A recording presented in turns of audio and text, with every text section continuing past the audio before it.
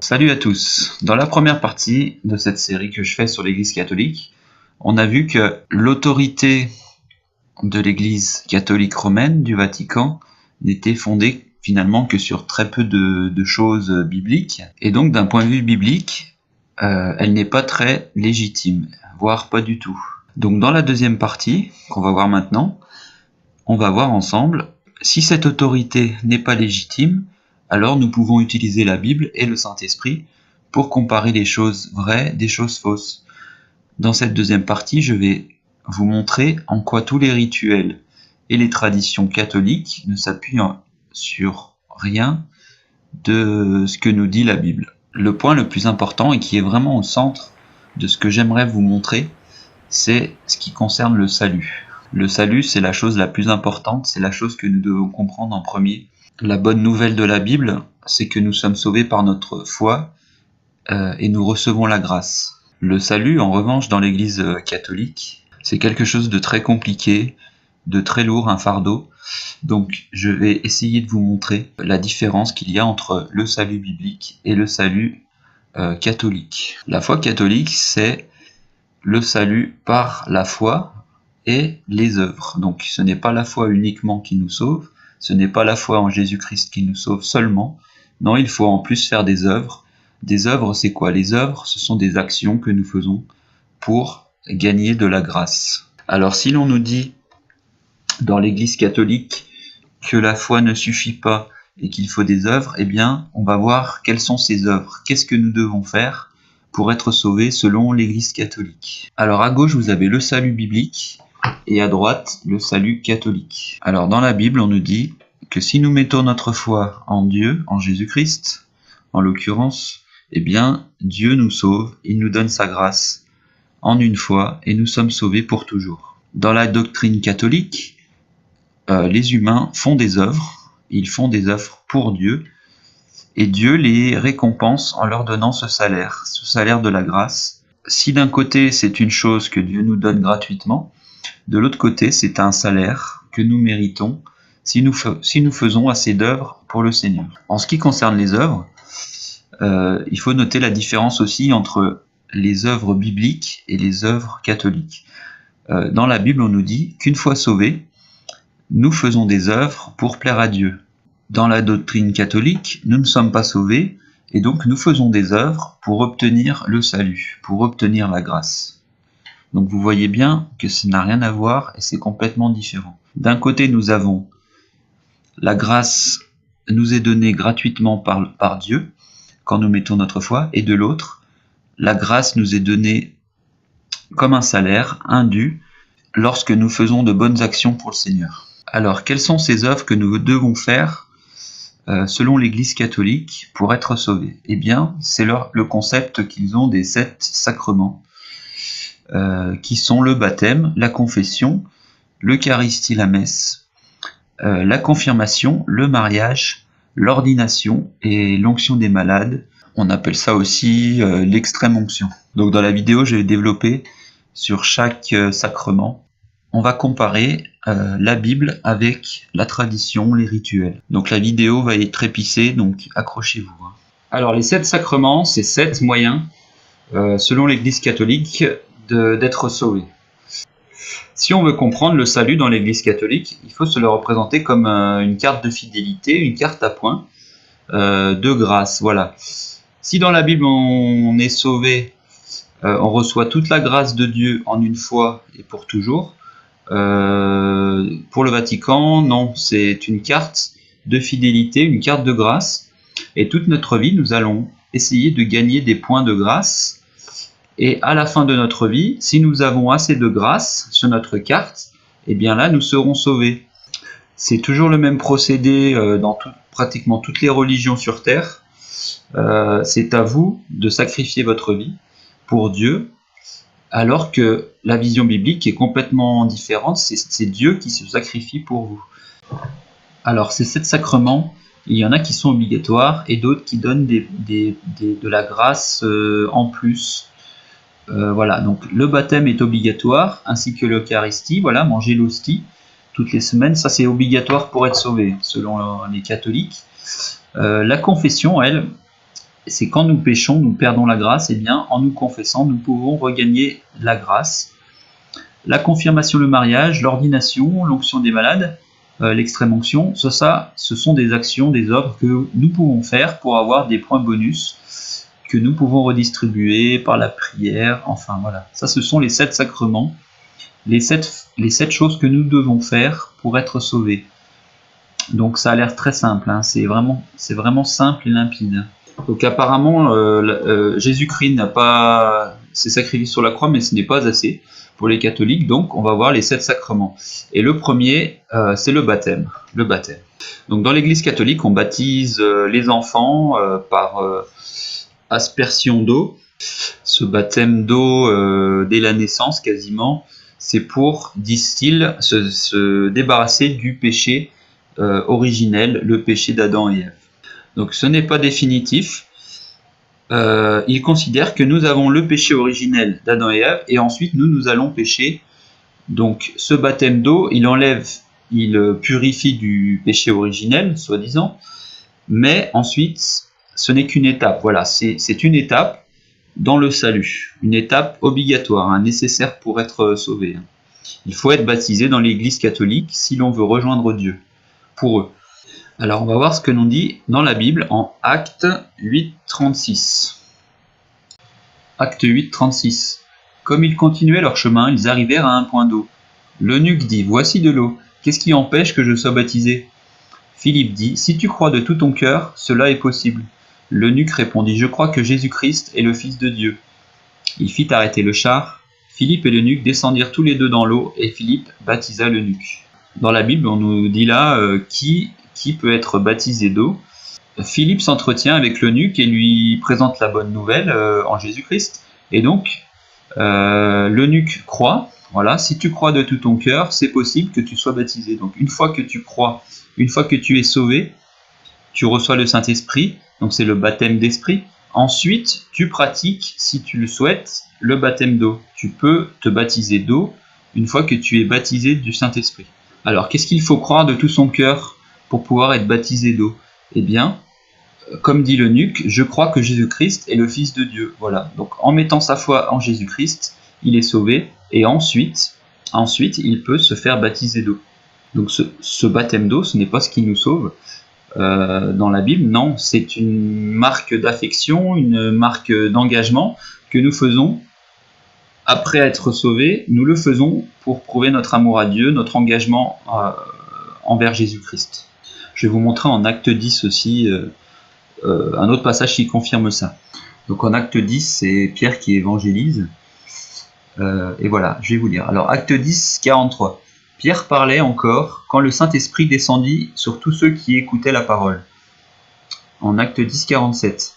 Alors Pierre dit: Peut-on refuser l'eau du baptême à ceux qui ont reçu le Saint-Esprit tout comme nous?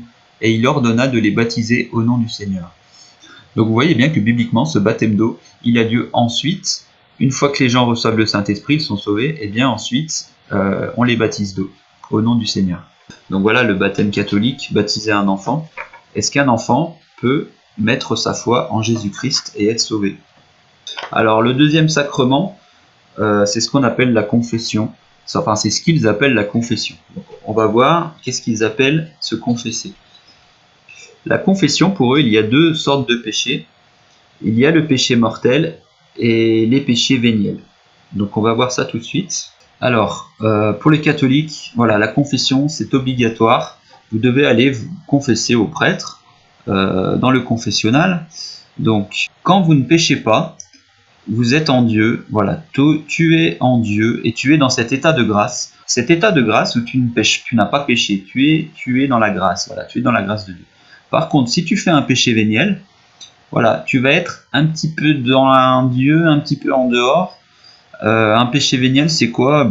On n'a pas des listes précises, hein, c'est toujours flou chez les catholiques, hein, bien sûr.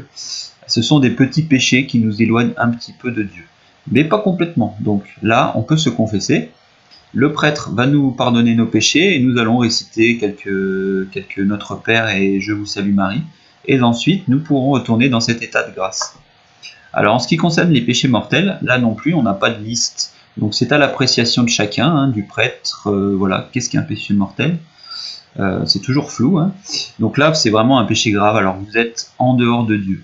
Donc là, vous n'êtes plus sauvé, vous êtes vraiment, vous êtes un peu dans la mouise, hein.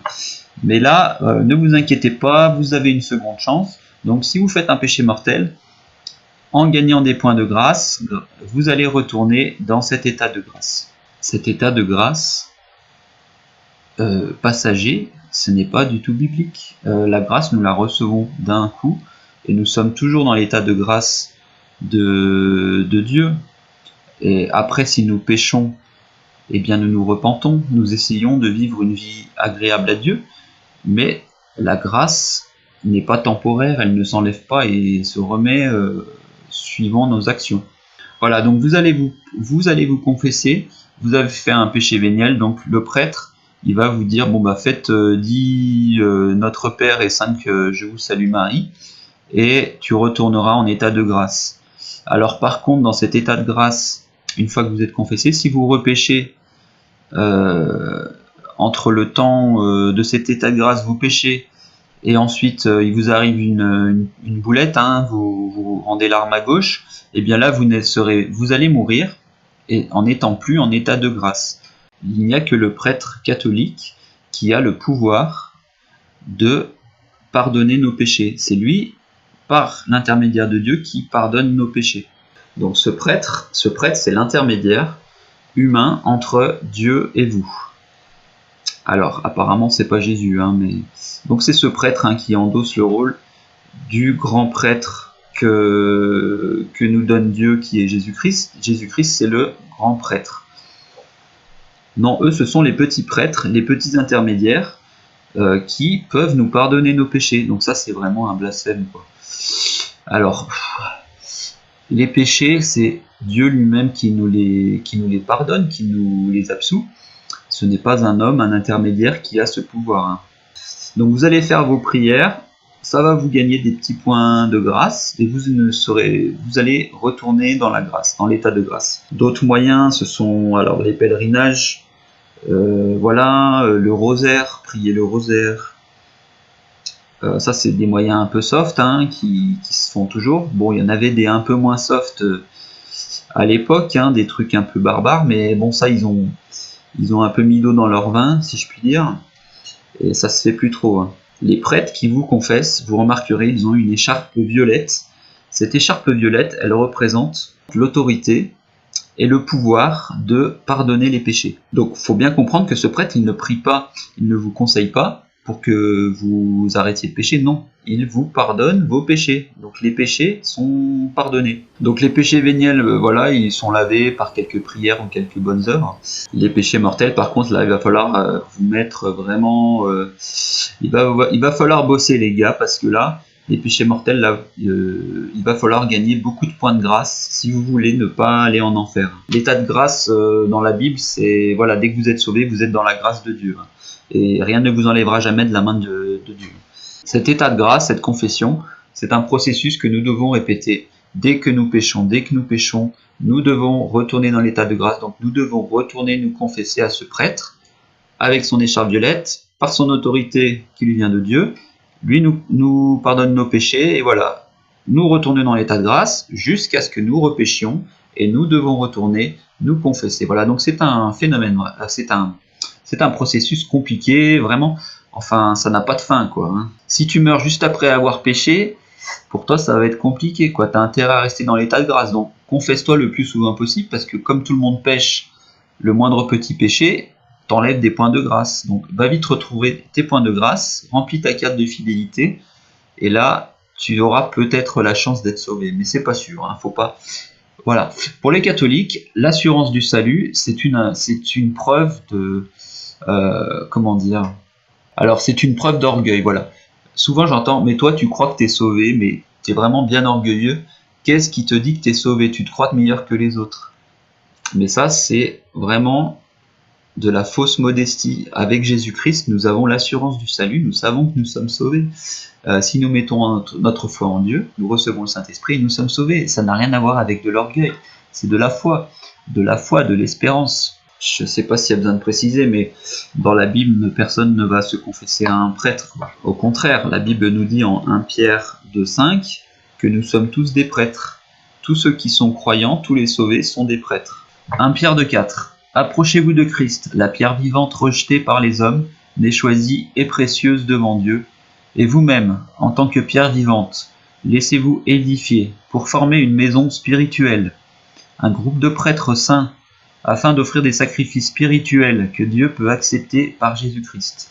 Voilà, on nous dit que ceux qui mettent leur foi en Jésus-Christ, ces pierres vivantes, à l'image de la pierre vivante qui est Jésus-Christ, ils forment un groupe de prêtres saints. Donc tous ceux qui mettent leur foi en Jésus-Christ sont des prêtres saints. Voilà. Alors, comment justifie-t-il ces catholiques, ces théologiens catholiques, comment justifie-t-il le fait qu'il faille que nous allions nous confesser?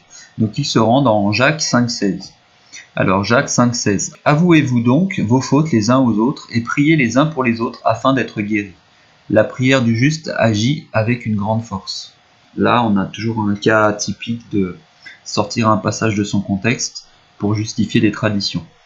On nous invite, nous, chrétiens nés de nouveau, à nous confier les uns les autres nos fautes et à prier ensemble. Voilà. Nous prions ensemble, les prières que nous faisons ensemble entre chrétiens, elles ont une grande force, nous dit la Bible. Nous nous avouons les uns les autres nos fautes. Donc, nous nous confessons les uns les autres entre chrétiens nos fautes. Cela ne veut pas dire que nous nous pardonnons les uns les autres nos fautes. Vous voyez bien la différence. Nous pouvons dire à nos amis chrétiens, voilà, j'ai fait ça, j'ai du mal avec ce péché, par exemple je fume, je bois, j'ai vraiment du mal à résister à ça, et en parlant avec un autre, nous allons pouvoir prier ensemble, peut-être nous donner des conseils et nous soutenir pour résister à ces péchés. Mais le chrétien auquel nous confions ses fautes ne nous pardonne pas nos péchés. Le seul qui peut nous pardonner nos péchés, c'est Jésus-Christ, c'est Dieu lui-même. La Bible, regardez ma vidéo sur comment prier, la Bible nous invite à prier directement le Père au nom de Jésus-Christ. Vous pouvez prier Jésus-Christ directement, c'est pareil, et confesser à lui nos péchés. Alors le troisième sacrement primordial important, c'est celui de l'Eucharistie, voilà. L'hostie, la messe, ce rituel de la messe. Alors ce rituel de la messe, ou cette messe, cette Eucharistie, elle est nécessaire et obligatoire pour tous les catholiques. Pour les catholiques, cette messe, c'est une représentation du sacrifice de Jésus-Christ.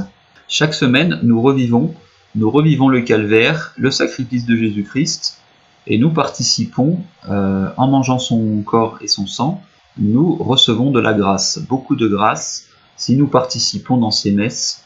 Donc, pour les théologiens catholiques, le sang et le corps de Christ se trouvent vraiment dans l'hostie et le vin. Donc voilà, le prêtre, par son pouvoir magique, il remue ses petits doigts. Alors, dans ce bout de pain moisi et dans cette vinasse, se retrouve le corps de Christ et le sang de Christ. Voilà, par ses petits doigts magiques, il fait entrer Jésus-Christ dans le pain et dans le vin. Donc oui, je vous disais, c'est le sacrement le plus important. Il est nécessaire pour le salut. Donc combien de fois avons-nous besoin de le faire pour être sauvés? Eh bien, c'est toujours le système de la carte à points. Nous devons le faire, et nous devons le faire chaque semaine pour gagner des points de grâce. Voilà, nous gagnons des points de fidélité à Dieu, et si nous en avons assez à la fin, eh bien nous serons sauvés. Alors, on va aller voir dans la Bible sur quel passage il s'appuie pour mettre ce rituel-là. Donc cette pratique de l'Eucharistie, c'est apparu quand? Eh bien pour le Vatican, ça a toujours été comme ça, bien entendu. C'est comme le premier pape Pierre, voilà. Il y a toujours eu cette Eucharistie, ils ont toujours fait ce rituel de manger et de boire le sang de Christ. Alors à noter que voilà, si vous pouvez manger le corps de Christ, le sang lui, alors il est vraiment réservé qu'aux prêtres. Voilà, on va pas donner le sang de Christ aux gueux, il risquerait de renverser ce précieux sang. Donc on le garde pour nous, les prêtres, le vin. Voilà, ce n'est pas pour tout le monde, apparemment. Puis ça coûte très cher de donner du vin à tous ces gueux là, donc on va leur donner juste ce petit bout de pain, puis on va leur dire que Jésus est dedans, ils vont le manger, ça va bien se passer. Alors la Bible est très claire sur ce point, que ce soit spirituel ou physique, il ne faut pas manger le corps d'une autre personne, et il ne faut surtout pas boire du sang. C'est quelque chose qui est vraiment une abomination pour Dieu. Alors, en Jean 6,35, on nous dit « Jésus leur dit, c'est moi qui suis le pain de la vie. Celui qui vient à moi n'aura jamais faim, et celui qui croit en moi n'aura jamais soif. Mais je vous l'ai dit, vous m'avez vu, et pourtant vous ne me croyez pas. Tous ceux que le Père me donne viendront à moi, et je ne mettrai pas dehors celui qui vient à moi. » Donc Jésus se définit lui-même comme le pain de vie. Celui qui vient à lui n'aura jamais faim ni soif. Alors, comme à son habitude, Jésus-Christ leur parle de choses spirituelles, et les gens prennent ça au pied de la lettre. C'est toujours le même procédé. En Jean 6,52. Là-dessus, les Juifs se mirent à discuter vivement entre eux, disant « Comment peut-il nous donner son corps à manger ?» Jésus leur dit « en vérité, je vous le dis, si vous ne mangez pas le corps du Fils de l'homme, et si vous ne buvez pas son sang, vous n'avez pas la vie en vous-même. Celui qui mange mon corps et qui boit mon sang a la vie éternelle, et moi, je le ressusciterai le dernier jour. En effet, mon corps est vraiment une nourriture, et mon sang est vraiment une boisson. Celui qui mange mon corps et qui boit mon sang demeure en moi, et moi, je demeure en lui. » Voilà, c'est comme ça que fait Jésus quand on lit la Bible. Il parle aux gens de choses spirituelles, et ceux qui sont sauvés comprennent. Les gens qui refusent de le reconnaître comme le Fils de Dieu, eux, ils prennent tout au pied de la lettre. Et voilà, ils disent comment va-t-il nous donner son corps à manger? Et Jésus vraiment insiste, oui, mon corps c'est vraiment une nourriture, mon sang est vraiment une boisson. Donc celui qui mange mon corps et qui boit mon sang, voilà, je demeure en lui. Mais là encore, son corps est le pain de vie d'une manière spirituelle. Celui qui mange son corps, c'est-à-dire celui qui croit en lui, voilà, il demeure en lui. Voilà, manger le corps de Christ et boire le sang de Christ, ce sont des considérations spirituelles que les idiots ne comprennent pas et qui prennent au pied de la lettre. En Jean 6,63, on nous dit « C'est l'esprit qui vivifie, la chair ne sert à rien. Les paroles que je vous ai dites sont esprit et vie. » Voilà, les paroles que Jésus nous a dites sont esprit et vie. Voilà, la chair ne sert à rien. Manger l'hostie, boire le vin, ce sont des choses charnelles qui ne servent à rien. Ce sont des rituels, des traditions qui ne servent à rien. Mais c'est l'esprit qui vivifie, c'est-à-dire que si nous mangeons le pain spirituel de la croyance en Jésus-Christ, notre esprit est vivifié. Voilà, les catholiques, les théologiens catholiques, ils se sont encore inspirés de ce passage pour nous pondre une tradition à la Mormoilneux. Et selon eux, voilà, si nous ne mangeons pas ce corps et ne buvons pas ce sang, eh bien nous ne sommes pas sauvés. Voilà, il faut bien comprendre que cette hostie, le prêtre a le pouvoir de faire entrer dans ce pain et dans ce vin le corps de Christ. Donc chaque semaine, nous resacrifions Christ partout dans le monde et les croyants pratiquent. Alors, moi j'appelle ça du cannibalisme. Mais bon, c'est vraiment bizarre quoi. Chaque semaine, de partout dans le monde, les gens mangent cette hostie et boivent le sang pour gagner vraiment beaucoup de points de grâce. Donc dans l'église de Rome, vous pouvez boire le sang de Christ 1000 fois, 2000 fois, 3000 fois, mais vous pouvez toujours aller en enfer. Voilà, il n'y a pas d'espoir. Il faut refaire le même rituel chaque semaine et vous n'avez même pas l'espoir d'être sauvé, quoi. C'est vraiment triste. C'est vraiment pas la bonne nouvelle que l'on peut trouver dans la Bible. La messe catholique, c'est un rituel, c'est une cérémonie où les gens vont pour gagner de la grâce. Voilà, ils y vont pas pour se rassembler entre chrétiens, se soutenir, et surtout l'Église pour Christ, c'est grandir dans la parole de Dieu, parler de la Bible, voilà, étudier toute la Bible. Non, ils y vont pour ce rituel de sanctification. Ils mangent leur petite hostie, et là, voilà, ils sont bons pour toute la semaine. Ils ont gagné la grâce pour la semaine. Donc, ce sont des rituels de magie, de sorcellerie, des traditions inutiles. Le but de l'Église, bibliquement, c'est de se retrouver entre chrétiens pour communier, pour parler, voilà, et aussi pour grandir dans la parole de Dieu, qui est la Bible. Donc il faut lire la Bible quand on est à l'Église. Un autre des 7 sacrements, c'est la confirmation. Alors la confirmation, elle n'est pas nécessaire, mais si vous la faites, vous allez gagner énormément de points, enfin beaucoup de points de grâce. Voilà, c'est toujours le même principe. Donc cool, je me suis confirmé, j'ai gagné plein de points. Dans la même idée, le mariage est un des sacrements catholiques. Voilà, si vous vous mariez à l'Église catholique, là, vous allez gagner beaucoup de points de grâce aussi. L'avant-dernier sacrement, c'est ce qu'on appelle l'ordination. L'ordination, c'est quoi? Eh bien, c'est pour ces hommes et ces femmes qui décident de sacrifier leur vie pour Dieu, pour Jésus-Christ. Si on a les gens communs, voilà, basiques, ils ont une carte de points de grâce classique, eux, en étant ordonnés prêtres, moines, enfin tout ce que vous voulez, là par contre ils vont avoir des points bonus et ils vont gagner le pouvoir de mener, de conduire les autres, les gueux. Il y a une séparation entre les paysans, et puis c'est ce que je vous disais dans la première vidéo, les paysans et le clergé qui eux sont au-dessus. Voilà, c'est obligatoire d'avoir ce clergé selon l'Église catholique, car ce sont les seuls qui peuvent bouger leurs petits doigts et faire rentrer Jésus-Christ dans l'hostie. Ce sont les seuls qui peuvent bouger leurs petits doigts et confesser les péchés, pardonner les péchés.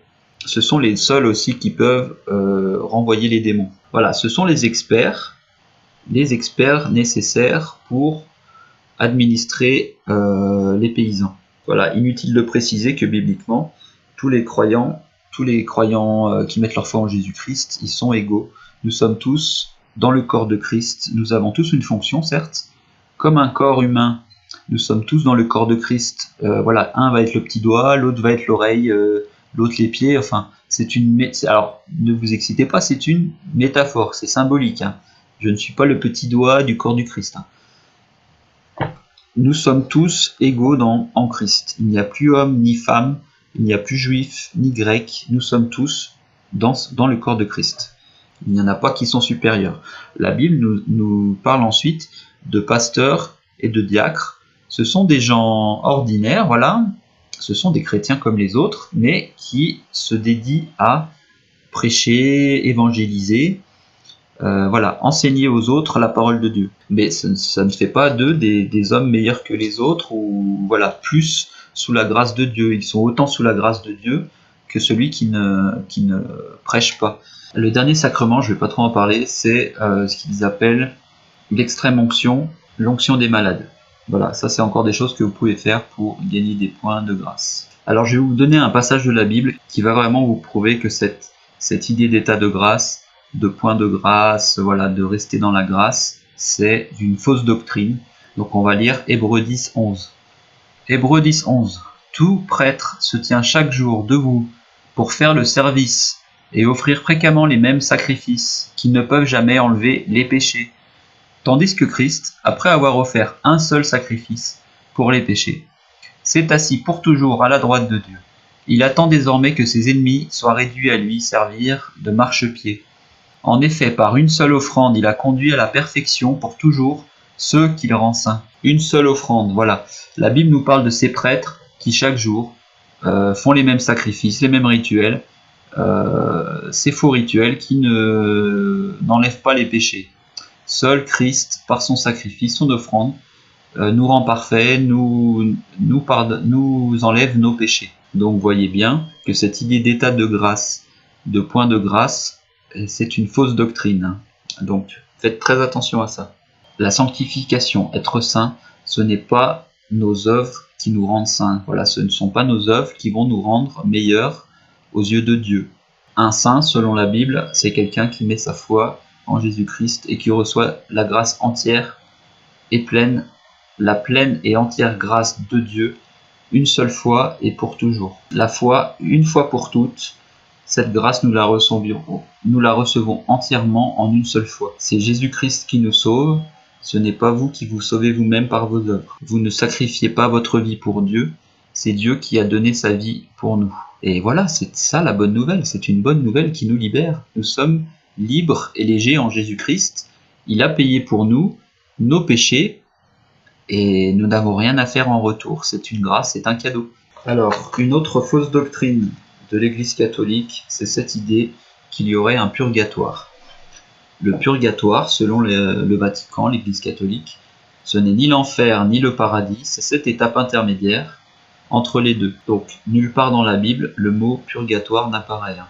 C'est donc une fausse doctrine qui s'est rajoutée au fil des siècles. Ceux qui n'ont pas assez de points sur leur carte de grâce, quand ils meurent, ils vont au purgatoire pour se purifier jusqu'à avoir assez de points pour ensuite être sauvés. Donc le purgatoire, c'est pour ceux qui sont pas trop mauvais, mais pas assez bons. Donc voilà, c'est une étape intermédiaire.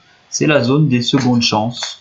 La zone des secondes chances. Cet endroit qui va vous purifier et vous donner des points après votre mort. Vous allez, sous forme d'esprit, rassembler ces points et ensuite pouvoir aller au paradis avec Dieu. Comment gagner ces points quand on est au purgatoire? Eh bien, ce sont les autres gens qui doivent prier pour vous. Donc, vos proches, votre famille va prier pour vous et vous envoyer des points de grâce. Vous envoyez un peu de leur grâce pour que vous puissiez être avec Dieu.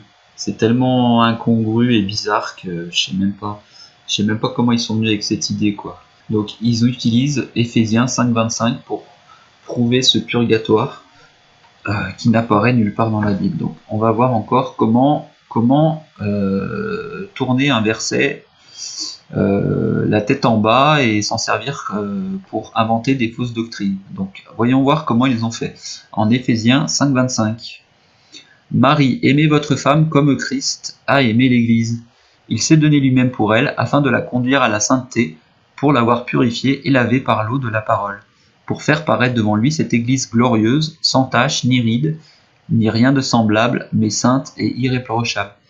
Donc voilà, dans ce que je viens de vous lire, vous voyez bien qu'on nous parle de cet endroit de purgatoire, ce purgatoire où on va se purifier. Non mais...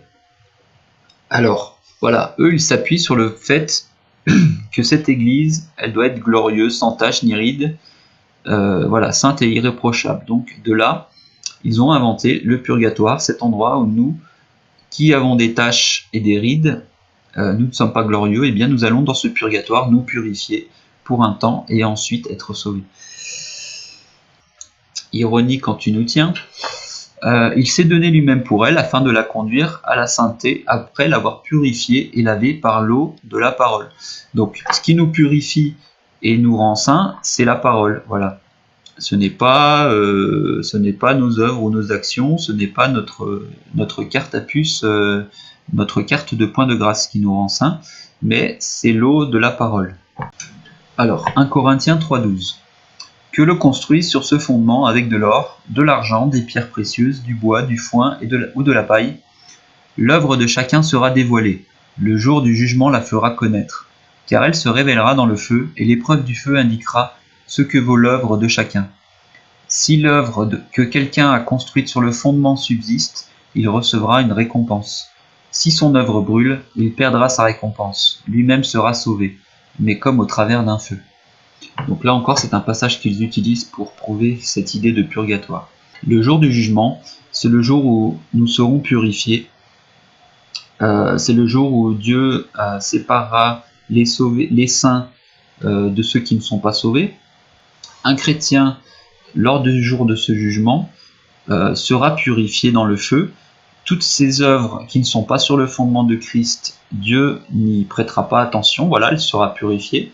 Mais lui-même sera sauvé. Il sera quand même sauvé. Voilà, comme un métal que l'on purifie dans le feu pour enlever les impuretés, et bien de la même sorte, nous serons purifiés par le feu. Nos œuvres qui ne sont pas glorieuses pour Dieu, il ne les comptera pas.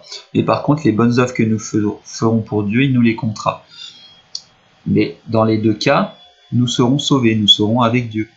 On va voir ce que nous dit la Bible de qu'est-ce qui arrive à une personne sauvée qui met sa foi en Jésus-Christ quand elle meurt. Alors on va voir en 2 Corinthiens 5,6. 2 Corinthiens 5,6. Nous sommes donc toujours pleins de confiance, et nous savons que, tant que nous habitons dans ce corps, nous sommes loin de notre patrie, loin du Seigneur, car nous marchons par la foi et non par la vue. Oui, nous sommes pleins de confiance, et nous aimerions mieux quitter ce corps pour aller vivre auprès du Seigneur. Donc une personne, un vrai chrétien sauvé, qui a sa foi en Jésus-Christ, eh bien, il est là pour un temps de passage. Il sait qu'une fois mort, il sera aux côtés de Dieu. Nous sommes pleins de confiance, et cela ne fait pas de nous des gens orgueilleux. Nous avons la foi, nous avons confiance que quand nous allons mourir, nous serons avec Dieu, avec notre Seigneur. Ce n'est pas de l'orgueil, c'est de la foi, c'est de la confiance. Nous aimerons mieux quitter ce corps pour aller vivre auprès du Seigneur. Donc on voit bien que lorsque un chrétien sauvé, un vrai chrétien, lui, quand il quitte ce corps, il meurt, il est tout de suite auprès du Seigneur. Donc il n'y a pas d'étape intermédiaire du purgatoire. Voilà, il n'y a pas de deuxième chance avec Dieu. Et nous avons une vie, nous vivons une fois et ensuite vient le jugement. L'idée d'une deuxième chance, voilà, c'est une idée qu'on retrouve dans beaucoup de religions. Voilà, la réincarnation, le purgatoire, c'est un mensonge de Satan. C'est une doctrine de démon. Une doctrine de démon qui vous dit ne vous inquiétez pas trop dans cette vie, de toute façon. Vous aurez une deuxième chance de vous racheter, donc profitez de la vie. Ne vous inquiétez pas trop de ces choses. Voilà, vous peut-être, si vous ne trouvez pas Dieu dans cette vie, vous le trouvez dans la prochaine. Ou alors, si vous n'êtes pas dans la grâce de Dieu, il y aura cette étape intermédiaire du purgatoire. Vous pouvez vous racheter à ce moment-là. Donc, vivez votre vie comme vous voulez, ne cherchez pas trop Dieu, profitez de la vie. Mais ça, c'est vraiment une doctrine de démon. Satan veut que vous ne trouviez pas Jésus-Christ. Et ça a l'air de marcher parce qu'il y a beaucoup de gens qui croient dans ces mensonges. On va s'intéresser à un personnage intéressant de la Bible. C'est le voleur sur la croix. Donc vous savez que quand Jésus-Christ a été crucifié, il avait avec lui deux autres hommes qui ont été crucifiés en même temps, deux voleurs. Et voilà, il y en a un des deux qui va être sauvé et l'autre qui ne va pas être sauvé. Donc Luc 23, 39. L'un des malfaiteurs crucifiés avec lui l'insultait en disant « Si tu es le Messie, sauve-toi toi-même, et nous avec toi ». Mais l'autre le reprenait et disait « N'as-tu aucune crainte de Dieu, toi qui subis la même condamnation ? Pour nous ce n'est que justice, puisque nous recevons ce qu'ont mérité nos actes, mais celui-ci n'a rien fait de mal. » Et il dit à Jésus « Seigneur, souviens-toi de moi quand tu viendras régner. » Jésus lui répondit « Je te le dis en vérité, aujourd'hui tu seras avec moi dans le paradis. » Voilà, sur ces deux voleurs qui sont crucifiés en même temps que Jésus, il y en a un qui l'insulte. Voilà, sauve-toi toi-même, Jésus, si tu es Dieu, sauve-toi toi-même. Tandis que l'autre voleur dit, eh bien, il n'a rien fait, Jésus n'a rien fait, mais nous méritons ce que nous avons fait. Voilà, ce sont des voleurs, ils ont probablement mérité. Voilà, ils ont été jugés pour ce qu'ils ont fait, et voilà, ils ont été jugés à être crucifiés. Donc, il dit qu'ils méritent cette punition, alors que Jésus ne la mérite pas. Et il lui dit, souviens-toi de moi, Jésus, quand tu viendras régner. Donc là, en fait, il appelle Jésus-Christ son Seigneur, et il met sa foi en lui, il est sauvé. Et Jésus lui dit, je te le dis en vérité, aujourd'hui tu iras au purgatoire. Non, il lui dit, aujourd'hui tu seras avec moi dans le paradis. Donc, même ce voleur sur la croix met sa foi à la dernière minute en Jésus-Christ, eh bien, il ne fait aucune œuvre pour Dieu. Il ne fait que croire en Jésus-Christ, il l'appelle Seigneur, et Jésus lui promet tout de suite qu'aujourd'hui, il sera avec lui dans le paradis. Il n'a fait que croire en Jésus, et Jésus lui donne sa grâce. Voilà, le purgatoire, ce n'est même pas un mot qui apparaît du tout dans la Bible. Donc voilà, si vous voulez y croire, croyez-y. Mais c'est encore un fardeau supplémentaire, une doctrine de démon qu'on vous donne. La bonne nouvelle en Jésus-Christ, elle est simple, et il nous enlève le fardeau. Pour la Bible, il y a le paradis et l'enfer, il n'y a pas d'étape intermédiaire. Donc soit vous êtes jugé saint par la grâce de Dieu, vous êtes avec Dieu. Soit vous n'êtes pas jugé saint, vous n'avez pas votre foi en Jésus-Christ et vous êtes jugé en enfer. Ceux qui mettent leur foi en Jésus-Christ et qui en plus font des bonnes œuvres pour Jésus-Christ, ils sont sauvés, ils ont la vie éternelle et en plus ils auront des récompenses. Mais ça, ce n'est pas le sujet de la vidéo, donc je ferai une autre vidéo là-dessus. Alors, il faut comprendre que selon la théologie catholique, il existe un coffre rempli de points de grâce, un trésor de grâce. Voilà, ces points de grâce sont gardés dans ce coffre-fort, et cette grâce, ces points de grâce nous sont donnés par Jésus, Marie, les saints canonisés, qui ont donné beaucoup de points de grâce et qui les ont mis dans ce coffre-fort. Le prêtre a la clé de ce coffre et vous applique sur vous et vous donne ces points de grâce quand vous vous confessez ou quand vous faites diverses actions. Bon, ça c'est pas du tout biblique, hein. J'ai pas besoin de préciser, je pense. Alors, ces points de grâce, ce coffre de la grâce, vous pouvez récupérer ces points que les saints et Jésus et Marie y ont mis en récitant le chapelet, voilà, en faisant une demi-heure de lecture de la Bible par jour. Lorsque vous recevez la bénédiction du pape, Urbi et Orbi, là, Pâques, Noël, voilà, vous accédez à ce coffre et y récupérez des points. Il y a aussi le truc des JMJ, là, les Journées mondiales de la jeunesse. Y participer vous donne des points qui sont dans cette banque de grâce. Vous pouvez aussi prier, voilà, au cimetière, vous allez prier les morts, les défunts, et vous pouvez, leur donner des points de grâce. Donc on va parler maintenant de la prière aux morts et de la prière pour les morts. Est-ce que c'est biblique? Alors, une autre fausse doctrine, une doctrine de démon de l'Église catholique, c'est cette idée que l'on peut prier pour les morts. On prie aux morts et on prie pour les morts. Donc moi j'appelle ça de la nécromancie, hein. Donc pour eux, ceux qui sont plus au purgatoire, ils ont assez de points de grâce, donc eux ils sont au paradis. Donc voilà, c'est cette idée de banque de grâce. Ceux qui sont au paradis, ils ont de la grâce en trop, et vous pouvez les prier pour qu'ils vous en donnent un petit peu. Ils ont des points en rab, et voilà, si vous leur demandez gentiment, ils vont vous les donner, quoi. En plus, en étant au paradis, ils ont une position préférable, c'est-à-dire qu'ils sont avec Dieu, donc eux ils ont accès à Dieu. Donc voilà, vous n'avez pas assez de grâce, priez-les et vous vous en donnez. Donc soit vous demandez des points de grâce pour vous-même si vous n'êtes pas en état de grâce. Je sais c'est compliqué, hein, mais bon, on va y arriver, on va expliquer. Donc, soit vous priez pour vous-même pour récupérer de la grâce, soit vous pouvez prier pour les morts qui sont au purgatoire pour leur envoyer vous-même vos points de grâce afin qu'ils ne soient plus dans ce purgatoire et qu'ils aillent au paradis. Donc ces œuvres, ces prières, elles sont diverses. Alors vous pouvez donner la quête, vous pouvez prier pour eux, vous pouvez faire même des pèlerinages, hein, pour leur envoyer ces points de grâce qui leur manquent pour être avec Dieu. Donc dans la Bible, hein, c'est clair, personne ne prie jamais les morts, hein. Les morts sont morts, ils se reposent de leurs œuvres, ils ne vous entendent pas, hein. Au contraire, on nous met en garde dans la Bible de ne pas faire ces choses. En Deutéronome 18:9, l'Éternel nous dit: lorsque tu seras entré dans le pays que l'Éternel ton Dieu te donne, tu n'apprendras pas à imiter les pratiques abominables de ces nations-là.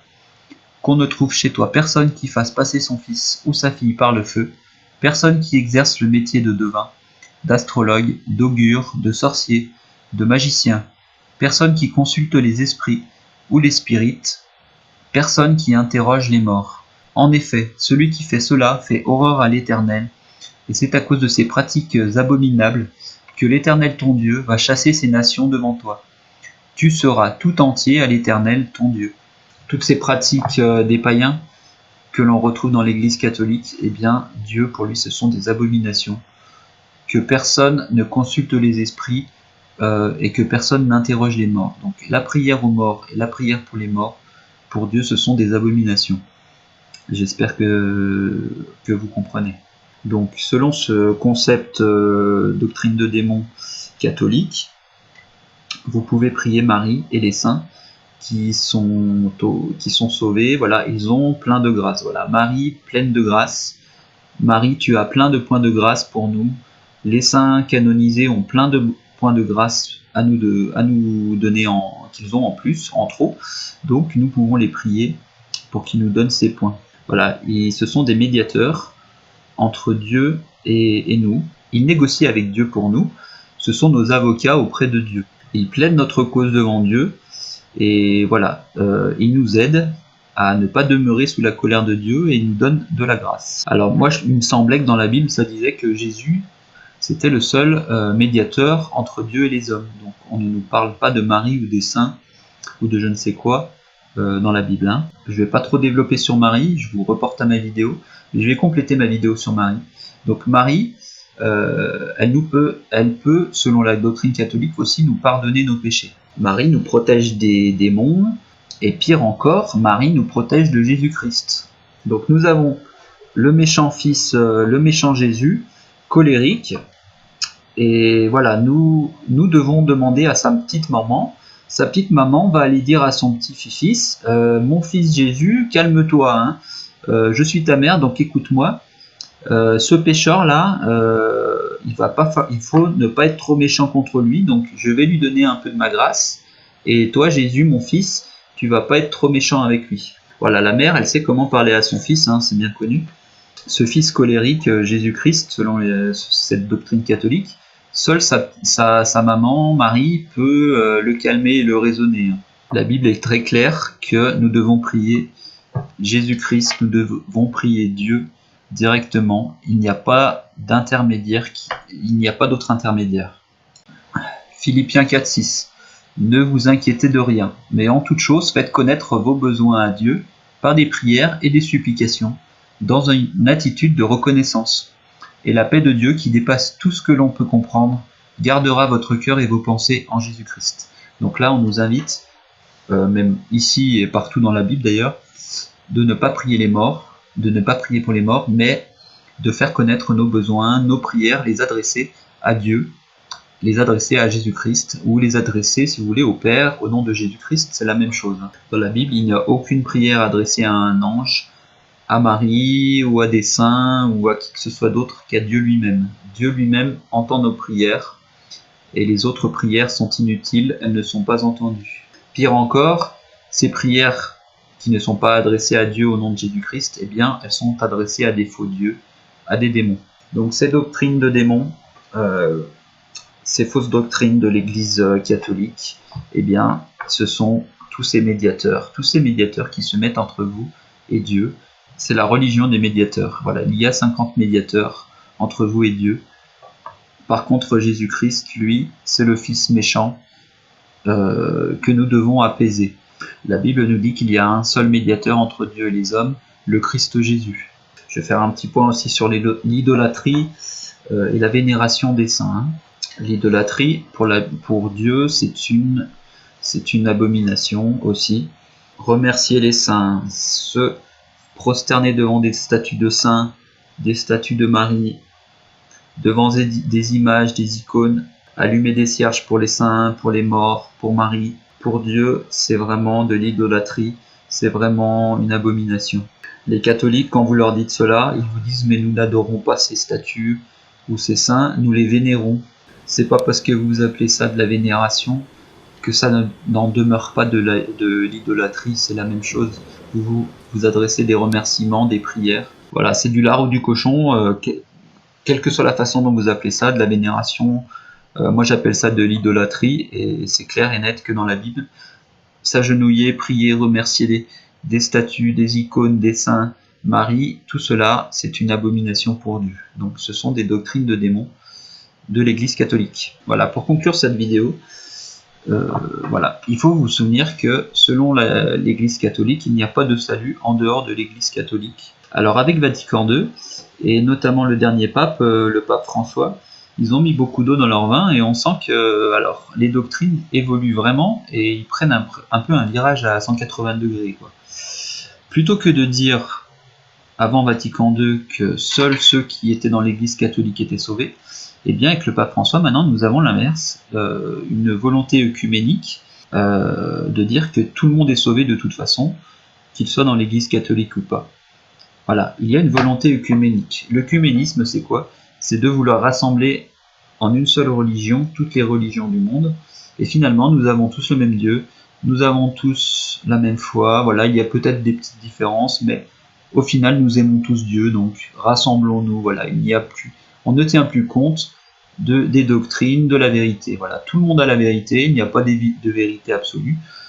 Voilà, c'est ça l'œcuménisme. Le pape François, il est vraiment dans cette volonté d'œcuménisme. Et là, ça hérisse le poil de beaucoup de catholiques traditionnels, voilà, qui se déclarent sédévacantistes, c'est-à-dire qu'ils se séparent du Vatican. Mais bon, que ça soit la doctrine catholique avant Vatican II ou après, vous voyez bien que dans les deux cas, ce n'était pas biblique. Donc, ça ne change pas grand-chose au final. Voilà, selon le pape François, même les athées qui ne croient pas en Dieu seront sauvés. Donc, au final, voilà, c'est des vacantistes, ils sont frustrés parce qu'on leur a dit toute leur vie qu'ils étaient spéciaux, eux, catholiques, eux avaient le salut dans l'église catholique, et maintenant on leur dit que de toute façon, toutes les œuvres qu'ils ont faites ne servent à rien. Le pape leur dit que même les athées qui ne croient pas en Dieu seront sauvés, donc ils sont frustrés, et je les comprends, mais comprenez bien que toutes ces traditions, ces pratiques, ces œuvres que vous avez faites pour Dieu, elles sont inutiles, elles ne servent à rien. C'est la foi qui sauve, c'est la foi en Jésus-Christ qui sauve, ce ne sont pas les œuvres. Donc le Vatican prend une nouvelle direction et se détourne de plus en plus de la Bible. Pour le peu qu'ils étaient proches de la Bible, là c'était même trop. Hein. Malgré leurs traditions et leurs hérésies, ils parlaient quand même de Jésus et là c'était too much quoi. Donc là on ne parle plus du tout de Jésus et voilà, toutes les religions se valent. Donc voilà, le catholicisme, je vais conclure sur cette série de vidéos, j'en ferai peut-être d'autres. C'est vraiment bizarre, compliqué. Ce sont des fardeaux que l'on vous met sur les épaules. Donc c'est vraiment, il y a tout acheté quoi. C'est vraiment pas bon quoi. Hein. Alors vous allez me dire, mais il y a tellement de catholiques dans le monde et ils croient tous en Jésus-Christ. Donc est-ce qu'eux, ils vont être sauvés ou pas? C'est pas possible qu'ils ne soient pas sauvés. Comment peuvent-ils se tromper? Eh bien, par les mensonges de Satan, par les fausses doctrines. Les gens qui ne cherchent pas la vérité par eux-mêmes, ils se font avoir, et voilà, ne vous étonnez pas qu'il y ait plus d'1 milliard de catholiques dans le monde. Si vous pensez que ce milliard de catholiques va aller au paradis, va être sauvé, eh bien vous vous méprenez complètement. Il y a des gens qui se disent chrétiens, qui font beaucoup de choses au nom de Jésus-Christ, et Jésus-Christ nous en parle en Matthieu 7, 21. Donc Matthieu 7, 21. Ceux qui me disent Seigneur, Seigneur, n'entreront pas tous dans le royaume des cieux, mais seulement celui qui fait la volonté de mon Père céleste. Voilà, il y aura des gens qui vont, au jour du jugement, dire Seigneur, Seigneur, mais ceux-là n'entreront pas dans le royaume des cieux. Donc ils savent que Jésus-Christ est Dieu, mais ils ne font pas la volonté du Père céleste. Beaucoup me diront ce jour-là, Seigneur, Seigneur, n'avons-nous pas prophétisé en ton nom? N'avons-nous pas chassé des démons en ton nom? N'avons-nous pas fait beaucoup de miracles en ton nom? Alors je leur dirai ouvertement, je ne vous ai jamais connu, éloignez-vous de moi, vous qui commettez le mal. Il y a des gens qui font des œuvres, ils prophétisent, ils chassent des démons, ils font des miracles au nom de Jésus-Christ, et on voit que ceux-là, même s'ils appellent Jésus-Christ Seigneur, ne seront pas sauvés. Il leur a dit, je ne vous ai jamais connu, éloignez-vous de moi, vous qui commettez le mal. Voilà, il est possible de faire des choses au nom du Seigneur Jésus-Christ, mais de ne pas connaître le Seigneur Jésus-Christ. Donc vous voyez bien que sur je ne sais pas combien de milliards de catholiques il y a, qui font des choses au nom de Jésus-Christ, tous n'entreront pas dans le royaume des cieux. Ils ne font pas la volonté du Père Céleste. La volonté du Père Céleste, c'est que nous connaissions Jésus, c'est-à-dire que voilà, là il leur dit, je ne vous ai jamais connu. Comment connaître Jésus? Eh bien, c'est en recevant la grâce en une fois, en mettant notre foi en Jésus. Et ne pas mettre notre foi dans nos œuvres. Voilà, la grâce, ce n'est pas un salaire qui se mérite. La grâce, c'est Dieu qui s'est sacrifié pour nous. C'est pas nous qui sacrifions nos vies pour Dieu, pour mériter ce salaire. Voilà. Voilà, écoutons ce que Jésus nous dit lui-même dans la Bible. Alors, en Luc 13, 23. Quelqu'un lui dit, Seigneur, n'y a-t-il que peu de gens qui soient sauvés? Il leur répondit, Efforcez-vous d'entrer par la porte étroite. En effet, je vous le dis, beaucoup chercheront à entrer et ne le pourront pas. En Matthieu 7,13, Jésus nous dit « Entrez par la porte étroite. En effet, large est la porte, spacieux le chemin menant à la perdition. Et il y en a beaucoup qui entrent par là, mais étroite est la porte, resserré le chemin menant à la vie, et il y en a peu qui les trouvent. » Donc, de la bouche de Jésus lui-même, voilà, il y en a peu qui sont sauvés, il y en a peu qui trouvent le chemin. Ce chemin, c'est quoi? Eh bien, ce chemin, c'est la foi. C'est la foi en Jésus-Christ. Ce n'est pas la foi dans nos œuvres. Ce chemin étroit, c'est Jésus. Jésus, c'est lui la porte qui mène à Dieu. C'est lui le chemin et c'est lui la vie. Il y en a peu qui sont sauvés, donc ne pensez pas que le 1,5 milliard de catholiques dans le monde sont sauvés, non. Seuls ceux qui entrent par la porte étroite sont sauvés. Cette porte étroite, c'est la foi en Jésus-Christ. Voilà, pour terminer, je vais vous refaire un comparatif de la foi qui sauve et la foi qui ne sauve pas. Donc, le salut biblique, voilà, on met sa foi en Jésus-Christ. Alors, Dieu nous donne sa grâce. Voilà, c'est un cadeau, c'est une grâce. Et cette grâce nous donne, alors, le Saint-Esprit. Nous avons le don du Saint-Esprit, nous avons la vie éternelle, et nos péchés sont pardonnés. Le salut catholique, c'est la bonne nouvelle qui ne sauve pas. Nous faisons des œuvres, et si je fais assez d'œuvres, j'aurai assez de grâce et j'aurai accès à Dieu. Voilà, ma grâce, mes œuvres me donnent accès à Dieu. Si j'ai assez d'œuvres, assez de grâce, eh bien Dieu me sauvera.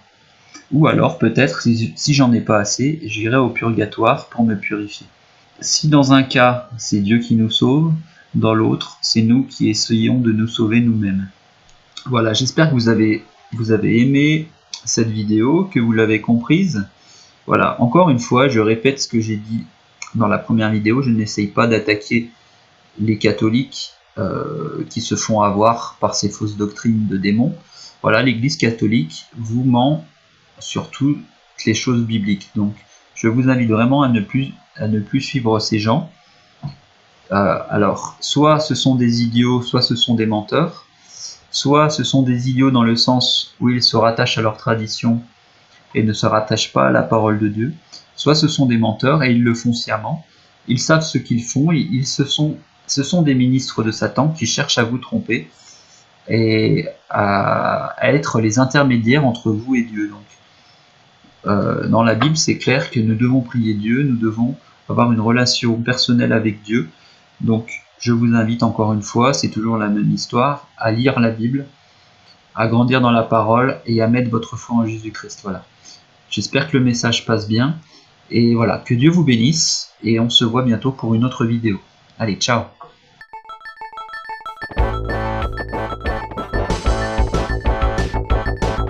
Yeah.